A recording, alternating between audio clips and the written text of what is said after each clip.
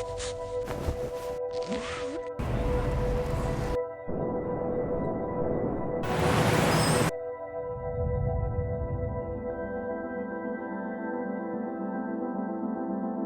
was afraid I wasn't enough. It was about putting a mask on.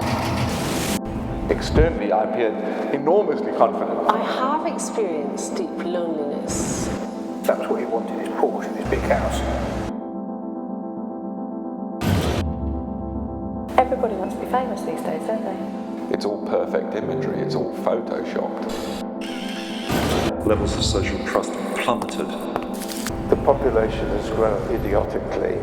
We've got a massive inequality. Climate change, destruction of the rainforests. The trouble is, if we keep going the way we're going, I think we're going to end up with a very unhappy society with a lot of very, very unhappy people and a planet that's irreparably damaged.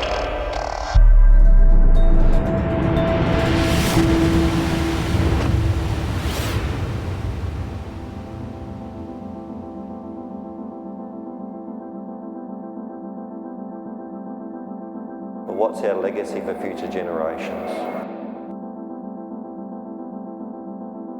How do we make the world a better place?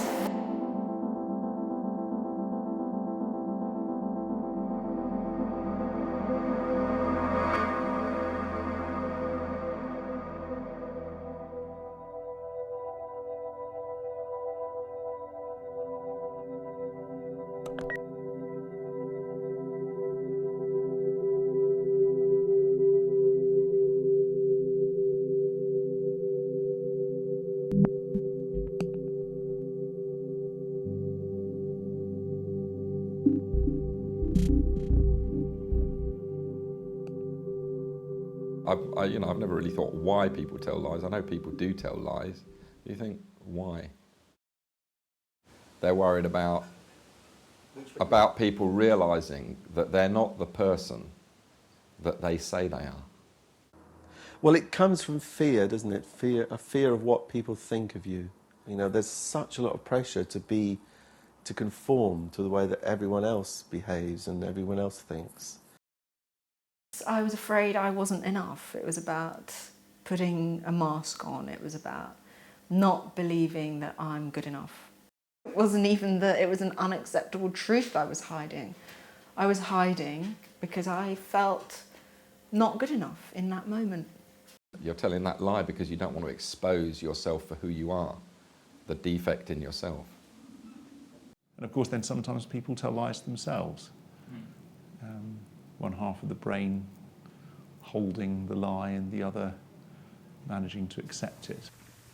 If the world is too scary, if your wife doesn't love you, but you don't accept that because of the reality of that is just too terrifying, for instance. It's a really common thing for people to not be able to extricate themselves from the web of lies that they've been telling for years and years and years and years. It's constantly this riddle of another layer of lie upon lie. And they probably lose sense of who they really are as their own story. Do you ever tell lies? No. Never? No. She does. No, I never do. Thank you. Generally to get what they want. Just need something, but telling the truth wouldn't get it. You just lie about it. You get it. People say, oh, politicians do nothing but lie. And I always reply with, well, you can't get elected and tell the truth. It's just not possible. You cannot tell people, I'm going to give you this, and this, and you're going to have to pay more tax to get it. You're going to tell them, I'm going to give you this, and this, and not raise taxes. I think lies are often born of secrets, which are born of fear.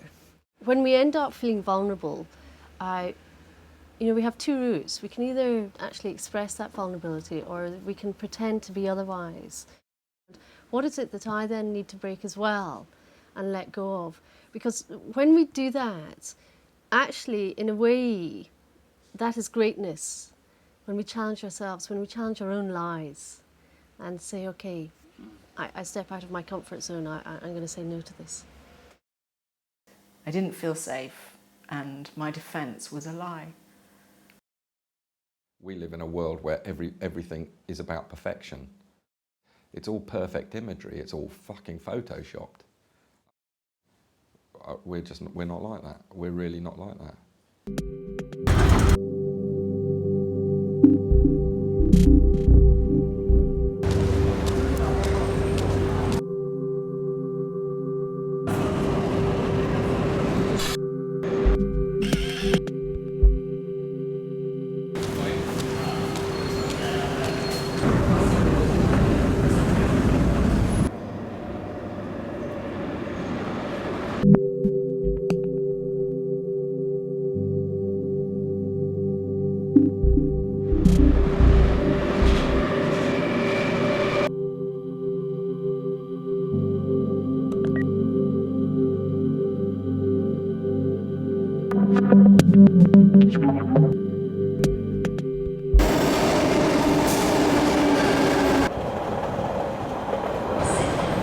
This train will stop at...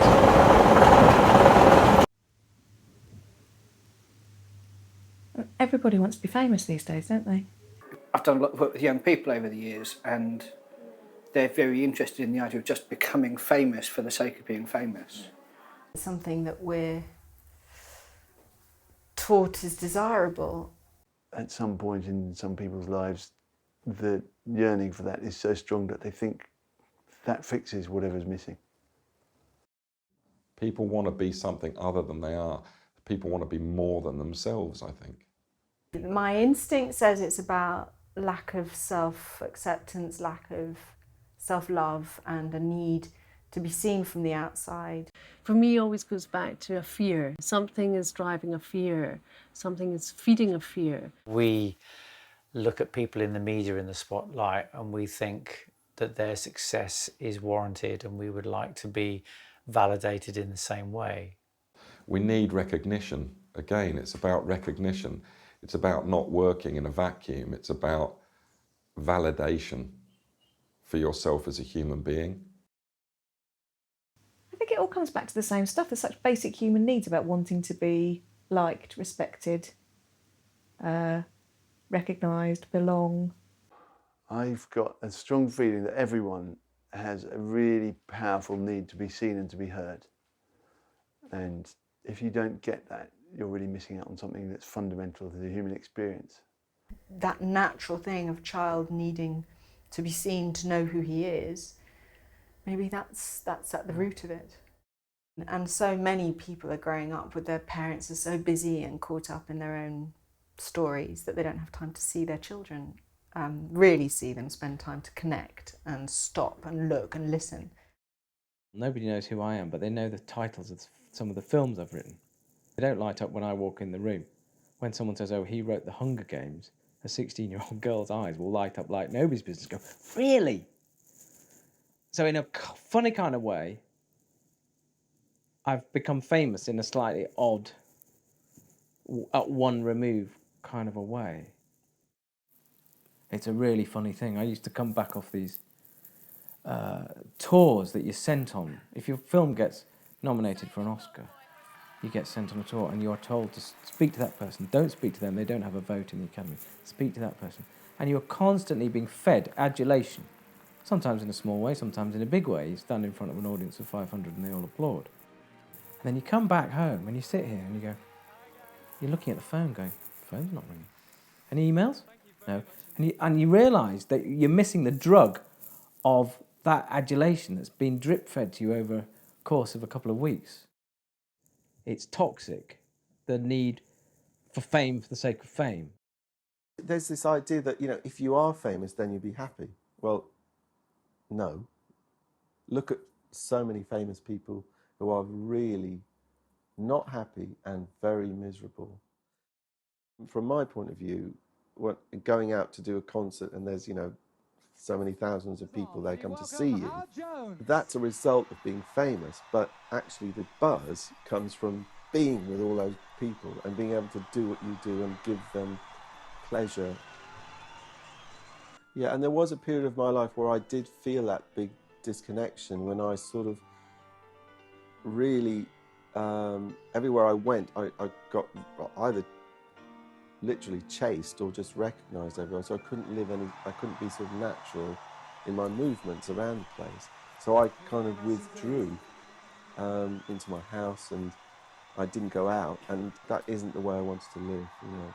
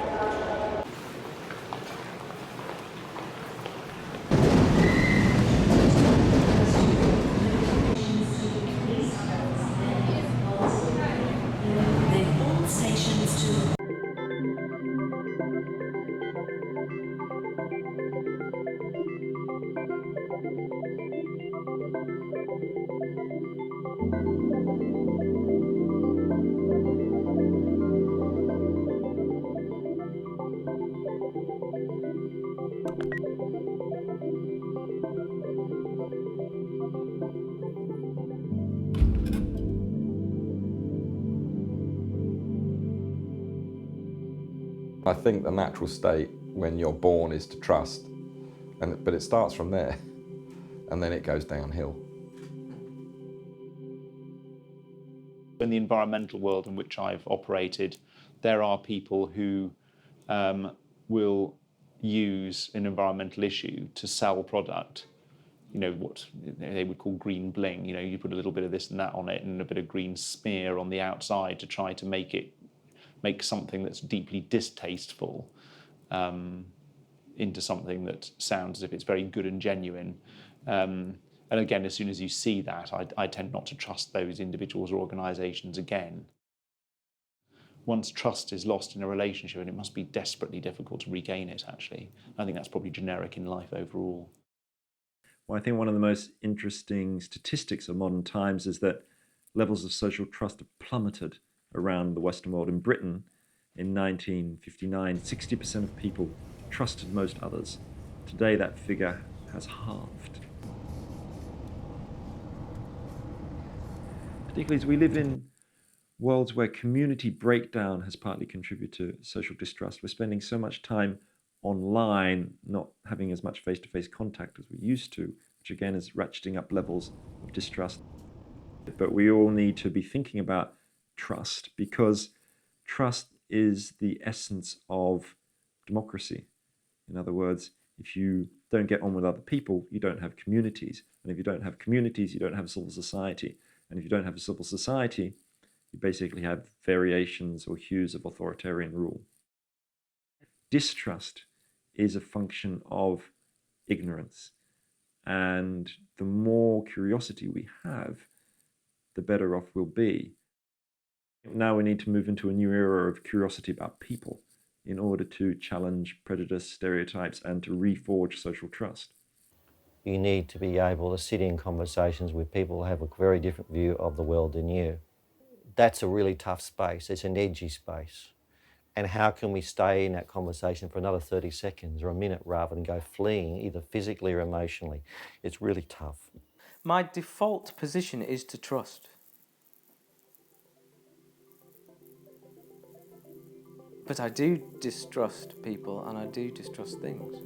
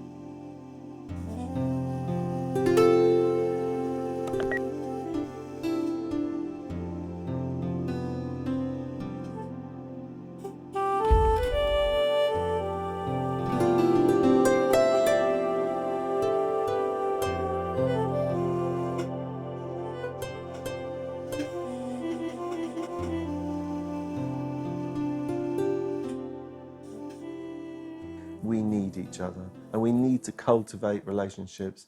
But you really need other people. We're born to share. We're born to give and take, and we can't exist alone. Human beings are social animals. We are not isolated individualistic creatures. Aristotle said that we are as gregarious as bees. We are politikon zoon. We are social animals. I heard an interview the other day about a homeless person. He spent 10 years alone living in a forest. This big chunk of time just spent purely on his own. And even after that time, he never got used to it.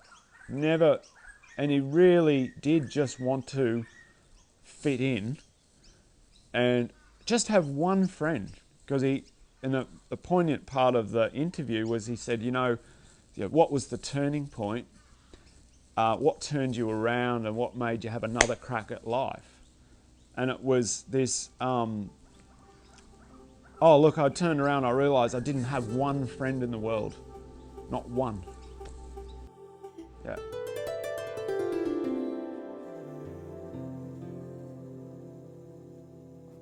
But you live your life truly alone. You're never really going to experience that point in between, the point outside yourself where people meet.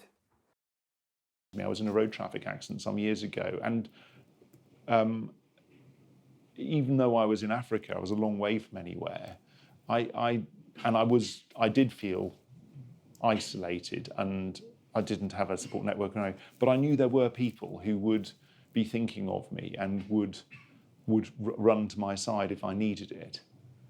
And that's so desperately important in life, isn't it? And we know in everything from post-traumatic stress disorder and anything else you're looking at, the people who do well are the ones who've got someone who can say, don't worry, mate, come on, let's go and have a beer.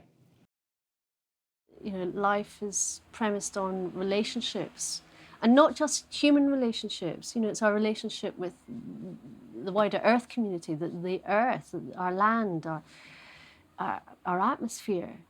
If we're going to be happy, then we have to work for the happiness of other people and ourselves. For 300 or 400 years, we've been sold a lie, probably the greatest piece of propaganda of modern history, which is the idea that human beings are essentially individualistic, self-seeking, selfish creatures. We don't actually need anybody. Modern neuroscience research and research in evolution biology, behavioral psychology, last 20 years, has turned that whole idea on its head. That we are not just self-seeking creatures, but we are also, alongside our selfish inner drives, we are homo empathicus. We are wired for empathy, social cooperation, and mutual aid. We are made for affection and connection. We need human contact as much as we need food or water.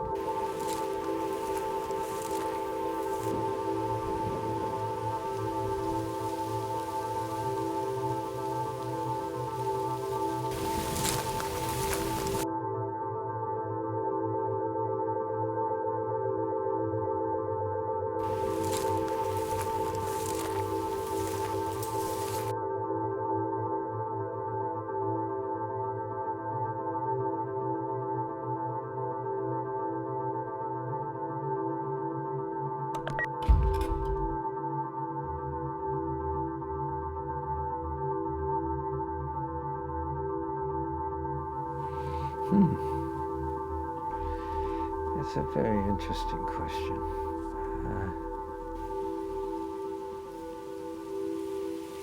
In nature, I feel alive. If I'm on a hike or a bushwalk in a forest, noticing the birds and the temperature of the air and the sunlight coming through the leaves of the trees.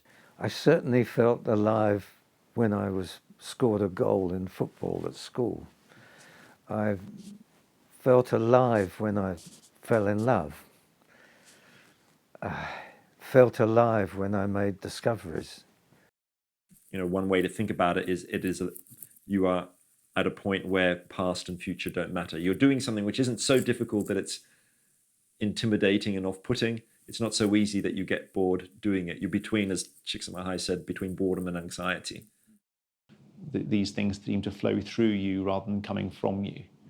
And that's a very strange experience, to suddenly find amazing things happening that you feel are coming through you. That's quite an energizing feeling. I think children feel it all the time, and if you ask them, they go, I don't know what you're talking about. I see my son, he hums non-stop and sings to himself, completely unconsciously, and does weird little dances. And I think there's a person who is absolutely alive and in the moment. And I think as adults, you have to relearn that. I spend a lot of time in my head, too much time in my head. A lot of my life feels like a struggle. Writing, I don't always enjoy writing. I've got a quote on my wall from Ernest Hemingway that says, "Writing's easy. All you have to do is sit down at a typewriter and bleed." There have been strange moments rock climbing where I felt absolutely in the moment. And you feel very alive then. Rock climbing is one of those odd sports where you cannot possibly think about anything else except what you're doing. So it's a bit like meditation, really. And all you've done is this weird vertical chess with a bit of rock in front of you. So your field of vision is very restricted and your mind is utterly focused on how to get up there without falling off. So there's a level of fear involved. And then you get to the top and you turn around and you suddenly, usually you're in somewhere like the Lake District or the Himalaya or Jordan. So you turn around and you go, oh my God, I'm here. And this incredible landscape. And a rush of something hits you. And it's not just a success of not dying, not falling off, but it's a combination of going from the precise, or going from a blank mind and returning to the world. And it's a very beautiful world on the whole. You turn around and you're looking at the green valleys of the Lake District or these magnificent desert sandstone pillars in Jordan. And you're hit with a massive rush of the beauty of the world and the beauty of the fact that you're alive in it. And it's that absolutely being in the moment which is being alive.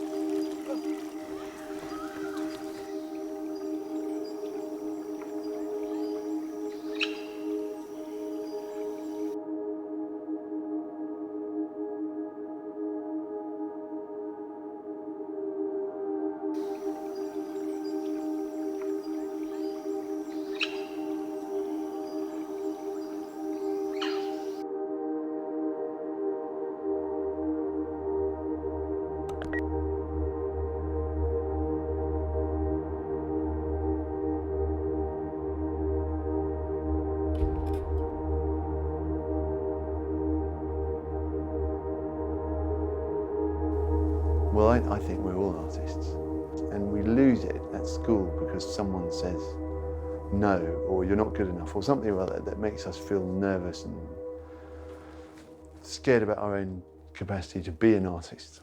So we stop saying that about ourselves. Yeah, I feel like it's making something from nothing in a way.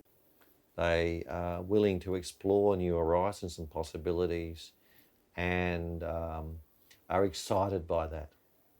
So if they hit an obstacle, they become alive, but also in a zone where they're in their joy, they're also alive. They're engaged. They actually get excited by the obstacles they face. They actually get energized. Art as it's constructed in our modern society is an invention of the 19th century. Prior to that, essentially artists are just painters and decorators. That's all they were. You know, the Medicis, new palace, blank wall, here, Michelangelo, do something with that. Essentially. Everybody at some point is an artist. Everybody at some point makes something. They might not always give themselves the badge, but everybody at some point in their life makes.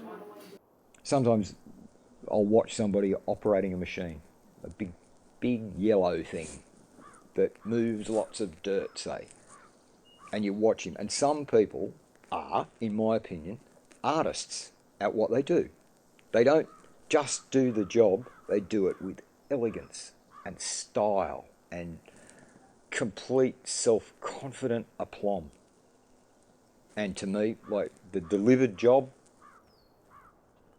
it's art.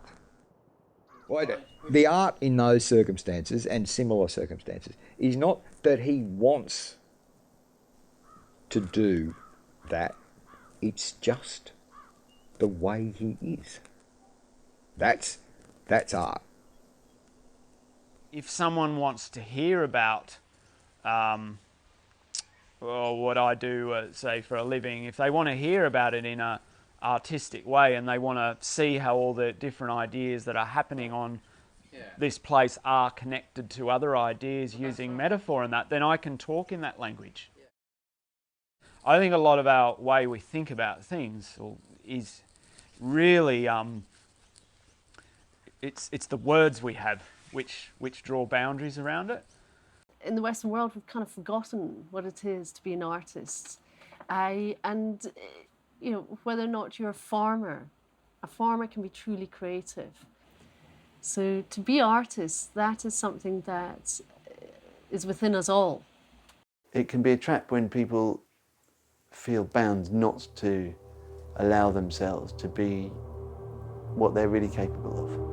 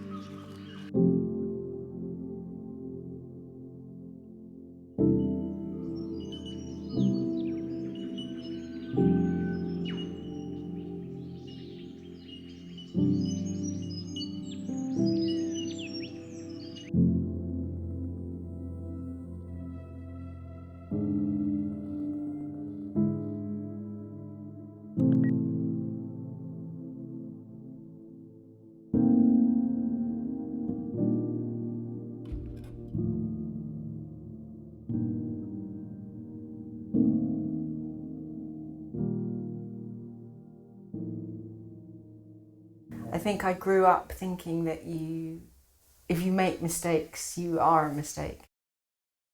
Fear of failure is huge. You know, it's still hard to allow yourself to fail, and you'll do everything at any cost not to. I guess schooling has a lot to do with it, because what happens is that everything you ever do at school is given a mark. Everything is given a yellow or a green star or a silver or a gold star. Yeah. Or it's given a, you know, an O level or an A level or a degree or whatever. Everything is given a mark. So it seems like you've grown up in a grading system, and there's usually a kind of a break point within the grading system. So you've either made it or you haven't. It's seen as a bad thing to fail, but all the most successful people have realized that actually, you know, your failures are very important, because that's where you learn so much. And then that's how you make your adjustments and corrections to go on and do even greater things. The Samuel Beckett quote, try again, fail better. And actually I think failure is really important. I think we I think we end up being scared to fail, but I think we have to accept that failure is normal. That actually, I'm not scared of failure because I think failure is a good thing in itself. Failure is central to progress in life. How can we be in a space where it hasn't quite worked out and sit back and be playful about it rather than judging yourself? The inner chatterbox, that critic voice that speaks to me and probably many people in the world, that judges us and ridicules us. The executioner, so to speak, that we have in us. It's like a little gecko sitting on your shoulder, chirping away at a quiet voice. And some days there's a 3-metre crocodile sitting on your shoulder. Dyson built something like 5,500 Dyson cleaners before he got one that really worked. That's what we have to do. We have to fail. I'm not scared of failure. We have to fail. If you fall over, falling over is not a problem. It's actually the fact that you can get back up again and carry on. So sometimes out of failure comes greater success and therefore greater confidence. And I've seen this so many times, and when I'm advising people who are desperate after failing something, I often say to them, look, wait, you might find that it was a piece of luck. That's the learning game. There would be no one who's had success in life who hasn't had failure.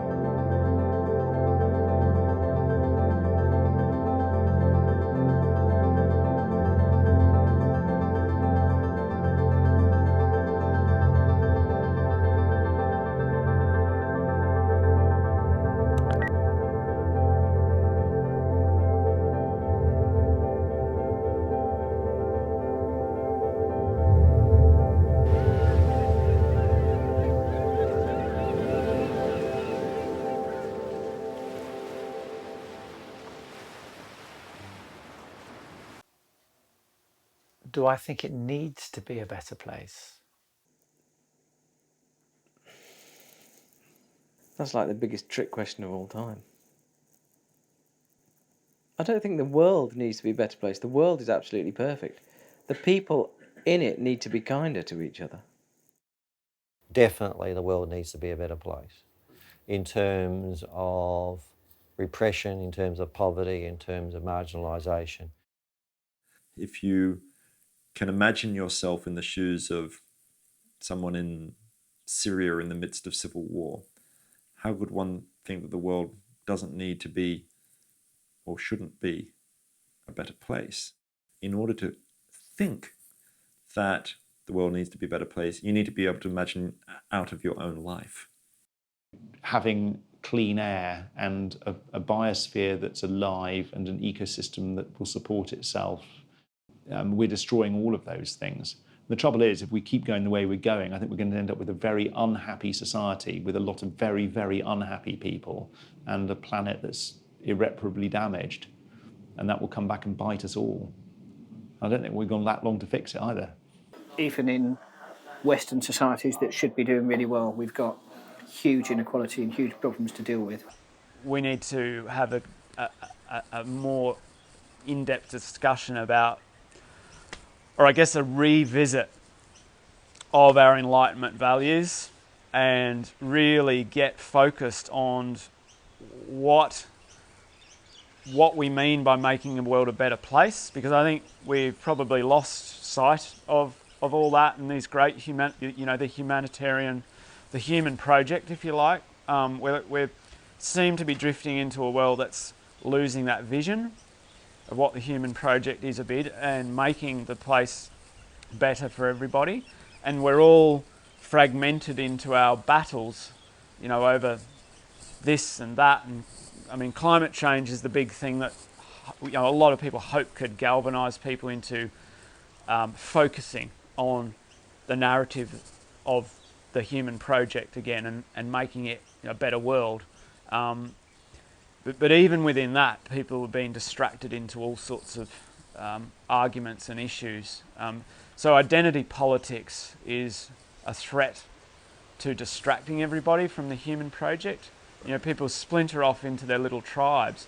I mean, this is a conversation. A lot of people are realising the problem with identity politics and social media and fake news, all those sorts of things are causing this wedge and causing this distraction away from a human project.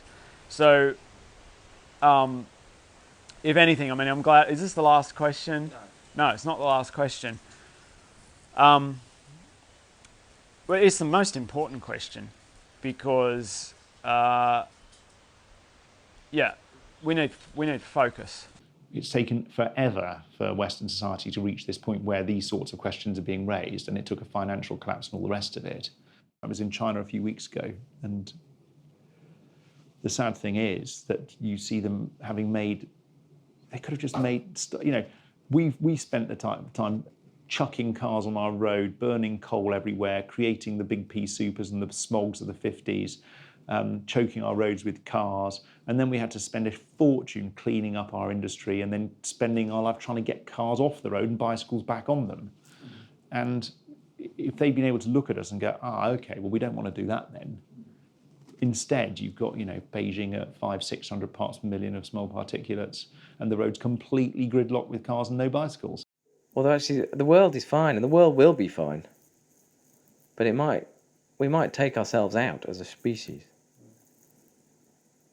which is really stupid. And given that we're really clever as a species, what the fuck are we doing? You know, in relation to 95% of the population, I live like a king. I don't have any limited resources at all in terms of access to food and water and shelter. So no, my world doesn't need to get better, but the world for many, many, many, many millions of people out there does need to get better, which is a difficult one for me. If you went about it rationally and organised it properly, we'd probably have more pandas, more dolphins, more everything, more educated, healthy children, all of that stuff. We'd just have a few less rich people.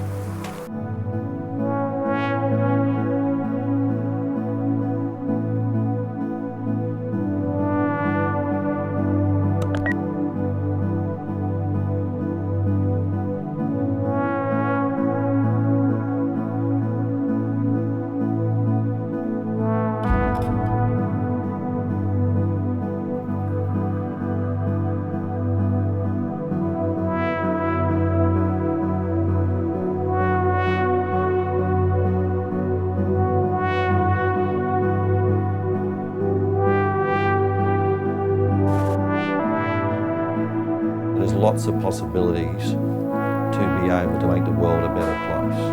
I think if we don't have that as a marker, well, it really takes away one of their higher purposes in life. How do you measure the value of a society? Some people would say gross domestic product, wealth creation. Well, I think one best measure is how we deal with the most marginalised people in society. And I think what happens in the world is that we lose sensitivity to that. We become compassion fatigued. And that's a bit dangerous. For me, to make the world a better place, it's not going to be about changing political systems and tinkering with the economy and tinkering with the way societies run. It's a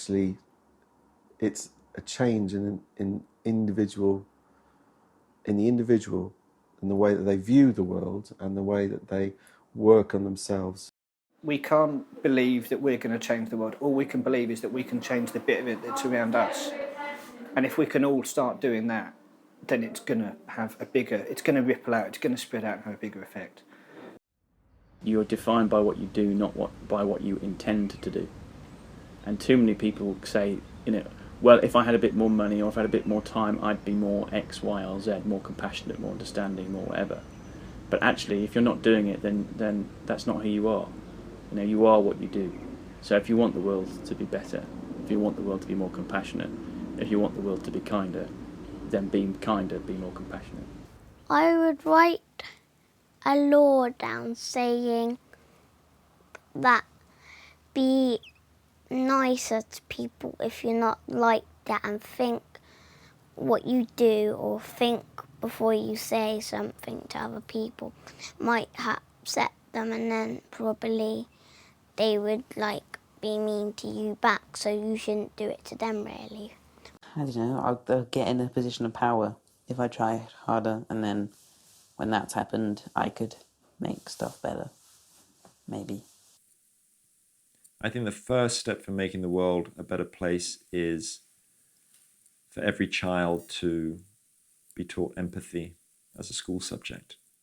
We need to step into other people's shoes. We all need to bring out this empathic side of ourselves, which our social institutions are not encouraging because they're based on hierarchies and on competitiveness. The coal face of making the world a better place is engaging in a struggle with oneself. And that struggle will involve becoming more respectful to others, becoming more understanding of others. If that is what everyone's trying to do, then things will naturally go forward. Human beings are happiest when we are struggling to make the world a better place for everybody. We can do that in whatever sphere of influence we have. How can you be appreciative? How can you reach out to another person and to yourself in a way that builds your self-esteem and the self-esteem of people around you? To have gratitude and compassion for yourself and others in the next 5 minutes. And when that 5 minutes is finished, start again. It's about somehow taking the selfishness away.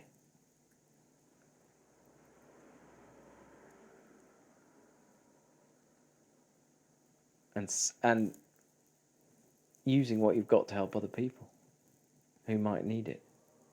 And we've become really bad at that.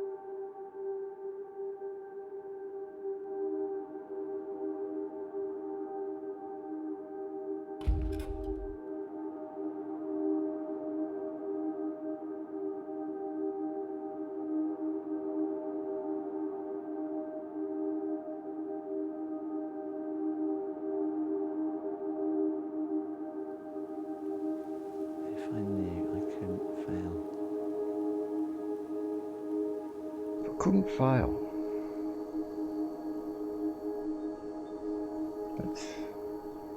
That's a world of possibilities. You've got enough time to all the things I would love to attempt. Yeah. Single-handed in a kayak from Aotearoa to Rapa Nui. Whatever, yeah. Walk alone across Antarctica. Something, yeah. I would write a great symphonic piece of music. I'd write The Wall Part 2.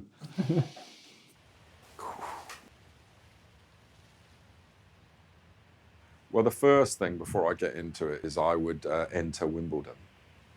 That would be my first thing. Then... Now, I could say, oh, geez, well, I wouldn't mind expanding my business to, I don't know, sell a bit more wool, something like that. If I was to do something and I wouldn't fail, there's no way I wouldn't do something just for self-gratification. I would find a way to make the world operate in a way that is more equitable and is not destructive to the other beings on the planet other than myself, whether those be human beings or other species. That's the trouble with a big question like that. Your mind just goes off in a million directions all at once, because I can't simultaneously walk alone across Antarctica and run the world. Yeah, difficult.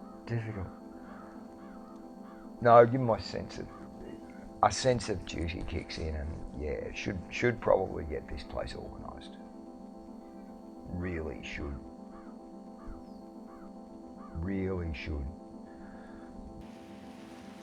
My first answer is my natural instinct about Wimbledon. It's entirely selfish. It's about, obtaining fame and fortune and wealth and everything that I've actually talked about. If I could do something without fail, I would bring health, happiness, and a standard of living that was good to everybody in the world.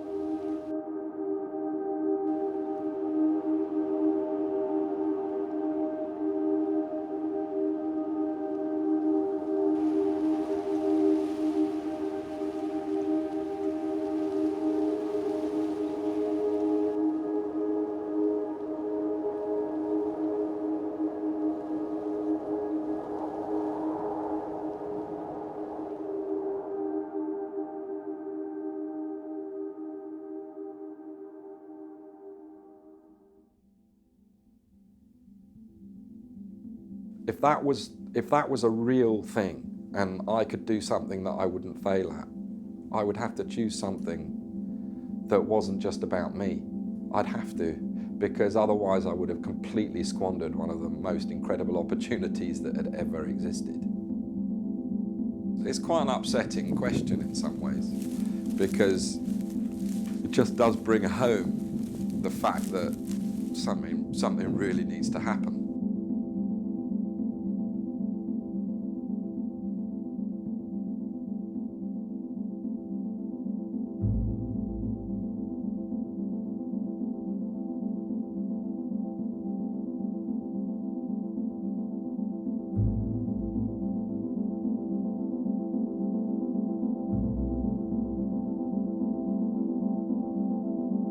Oh, I was shaking. Pretty full on, isn't it? Yeah, it's upsetting. Just realise how little I'm doing. Let's make the first step. This is a beginning here. Because, I felt something about it, about that issue. I felt that right now as I was speaking to you, which is quite something, really.